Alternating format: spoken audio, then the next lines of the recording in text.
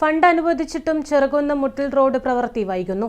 തെരഞ്ഞെടുപ്പിന് മുൻപ് MLAയുടെ നേതൃത്വത്തിൽ പ്രവൃത്തി ഉദ്ഘാടനം ചെയ്തെങ്കിലും പ്രവൃത്തി ഇതുവരെ ആരംഭിച്ചിട്ടില്ല. പ്രദേശത്തെ ആളുകൾ പ്രധാനമായും ആശ്രയിക്കുന്ന റോഡ് പൊട്ടിപ്പൊളിഞ്ഞത് ജനങ്ങൾക്കേറെ ദുരിതമാണ് നൽകിയത്.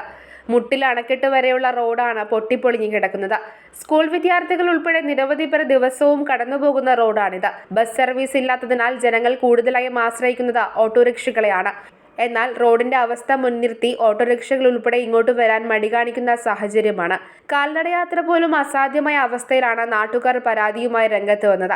തുടർന്ന് നവീകരണ പ്രവൃത്തിക്കായി സർക്കാർ ഫണ്ട് അനുവദിച്ചിരുന്നു. തെരഞ്ഞെടുപ്പിന് മുൻപ് പ്രവൃത്തി ഉദ്ഘാടനവും നടത്തി. എന്നാൽ റോഡിന്റെ അറ്റകുറ്റപ്രവൃത്തി ഇനിയും ആരംഭിച്ചിട്ടില്ല. ഇതോടെ വലിയ പ്രതിഷേധമാണ് ഉണ്ടാവുന്നത്. കുറച്ചു കാലമായിട്ട് വളരെ മോശം അവസ്ഥയിലുള്ള കുറേയായി ഇത് നന്നാക്കാണ്ട് ഇങ്ങനെ കിടക്കുന്നു.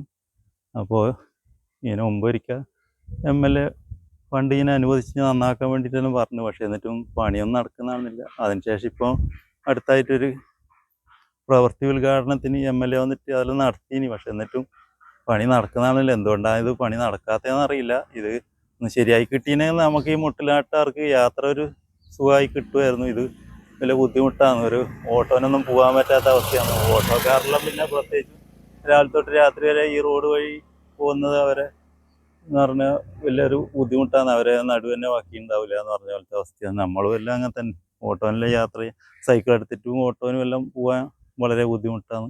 പലപ്പോഴും ഇരുചക്ര വാഹന യാത്രക്കാർ ടാറിങ് ഇളകിയ ഭാഗത്ത് വീണ് പരിക്കേൽക്കുന്നതും പതിവാണ്. ജനങ്ങളുടെ ദുരിതം കണക്കിലെടുത്ത് അധികൃതർ ഇടപെട്ട് എത്രയും വേഗം പ്രവൃത്തി ആരംഭിക്കണമെന്നാണ് ജനങ്ങൾ ആവശ്യപ്പെടുന്നത്.